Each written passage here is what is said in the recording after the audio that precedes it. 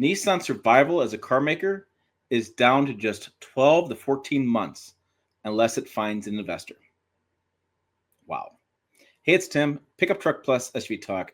I just wrote this up. The story is over on pickuptrucktalk.com. So we had a lot of news going on. Last night, it did a story about how Stellantis CEO Tavares resigned over some disagreements with the board, and now we see Nissan survival is bleak. There's a story written in the Financial Times, which is the London outlet, magazine. I think they're newspaper. That has quoted a senior executive who said we have 12 to 14 months to survive. Insider sources suggest that automakers are exploring options for a stable shareholder, such as a bank or insurance company, though it hasn't ruled out collaboration with a rival automaker. One potential candidate is Honda. They're doing some work with them on electrification, and they're talking about maybe doing more of a partnership. So they have a critical year ahead because things are looking dire over there. Renault, currently a major shareholder in Nissan, rescued the company from near bankruptcy in 1999, and here we are again. Renault has reduced the stake from 43% to just 36%, and sources close to Renault told the Financial Times the company might consider selling additional shares to Honda, as Honda's involvement could directly benefit Renault as well. Remember, developing electric vehicles is an expensive, time-intensive, and research development costs are massive, and so automakers are trying to join up to reduce the investment. Last month, Nissan announced plans to lay off around 9,000 employees, about 6.7% of the global workforce, and cut production capacity by 20%, citing declining sales in key markets like the U.S. and China. China is the world's largest automotive market, and U.S. number 2. They've also announced plans to cut production of their top-selling Rogue and Frontier by 40,000 units. Nissan's product lineup has struggled due to limited model year updates over the years. They've also cut the Nissan Titan. They haven't also shifted well and pivoted to the new marketplace, which in the SUV segment, the Murano, Armada Patrol, Rogue, has been increasingly moving towards hybrids to get better fuel economy. They have no hybrid offerings. Despite these challenges, Nissan's partnership with Honda provides a promising outlook with plans to expand its EV lineup. It's going to help a little bit, but they really need a hybrid or more things that people want to be excited about. Mitsubishi has a plug-in hybrid already in the Outlander, and they're working on with Honda to kind of join that technology and use it in more Nissan vehicles as well, because Nissan and Mitsubishi have a partnership too. So looking at the group sales reports, what's going on over there? So the 2024 third quarter U.S. sales, we'll scroll down. You can see third quarter, they were down 2%. So that's not too bad. Infinity's down 12%, which is a big loss. And their sales are kind of okay. But looking at what they're actually selling, the Versa and Sentra and Altima did all right.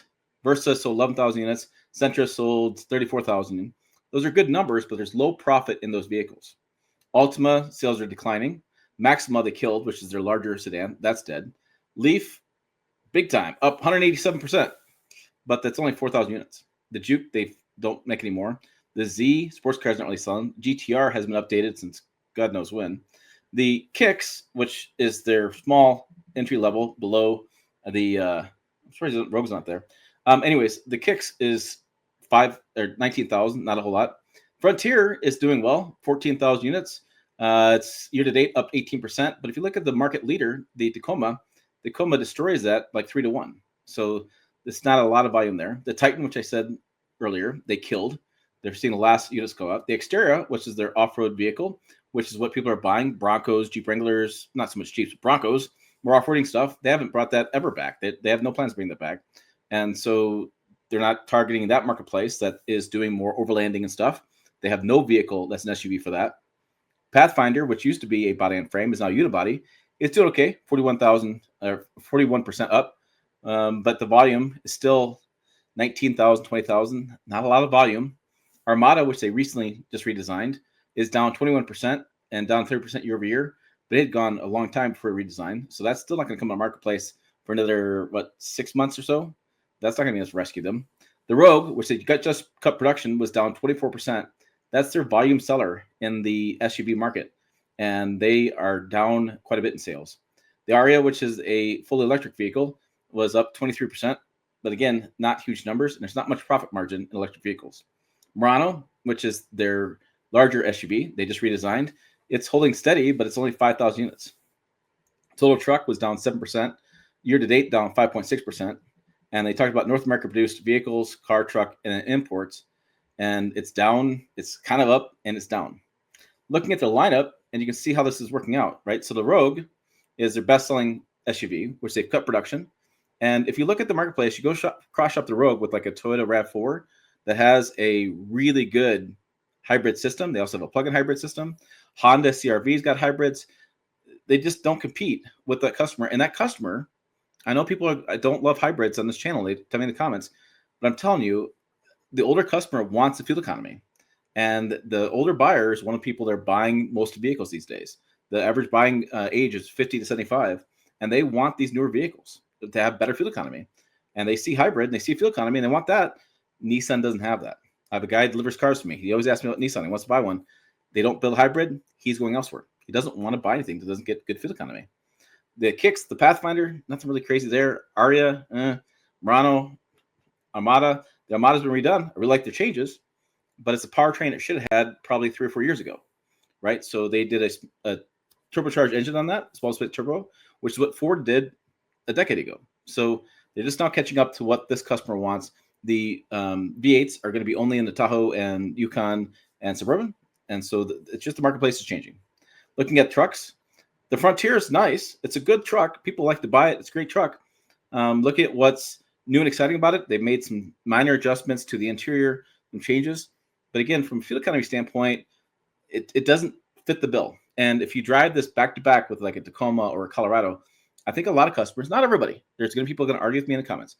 I think a lot of customers are going to feel that turbocharge kick in and they say, wow, I really want that faster truck. I want that faster experience.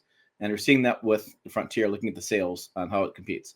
But it's never been a massive volume. It's always been a truck that was a more inexpensive truck to buy, and that's why sales were pretty high over the last couple of years. Now they've refreshed it. They made it on par with Tacoma and Colorado and Ranger, more as far as interior features and overall styling, but it also raised the price up. And as they raise the price up, I think they lost that value-driven proposition on that truck.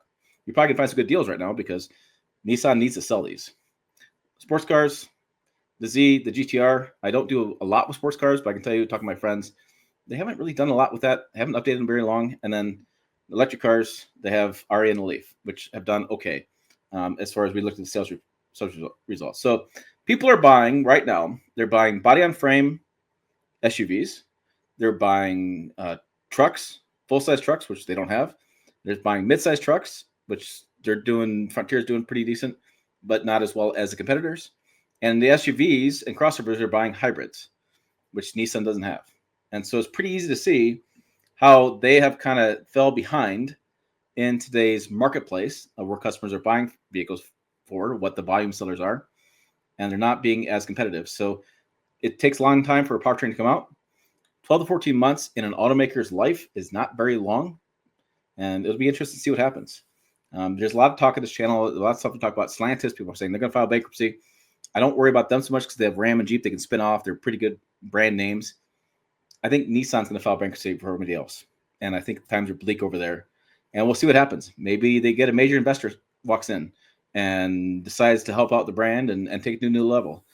But it is bleak over there. What do you guys think? What are they missing? What are you guys seeing? What doesn't make them competitive? Put comments down below. Be curious what they have to say. Let's check out the videos and channel up over here. Website down below as well. pickuptrucktalk.com. As always, thanks for watching. I will see you down the road.